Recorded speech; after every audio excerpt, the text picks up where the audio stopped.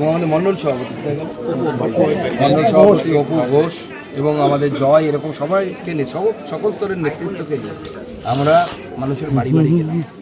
মানুষের কাছে যেভাবে আমরা ওয়েলকাম পেয়েছি, আমি অত্যন্ত অভিভূত এবং আমি মনে করছি, মানে আমার যে রাজনৈতিক অভিজ্ঞতা, সেই অভিজ্ঞতাতে মনে করছি যে এই বিধানসভা অনেক কষ্ট সয়েছে, অনেক কিছু দেখেছে, ঘরের মেয়ের সাথে অনেক কিছু হতে দেখেছে। এই বিধানসভা তৃণমূল কংগ্রেসকে ক্ষমা করবে না। তৃণমূল কংগ্রেসকে উপযুক্ত জবাব এই বিধানসভা দেবে এবং এই বিধানসভার বিধায়কের রোল কিছু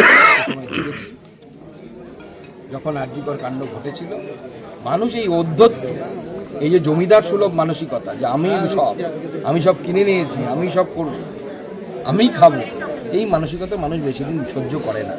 মানুষ কিছুদিন মুখ বুজে সহ্য করে, তারপর মানুষ বিদ্রোহ করে। সেই বিদ্রোহের ফল এবার আপনারা গণতান্ত্রিক পদ্ধতিতে দেখতে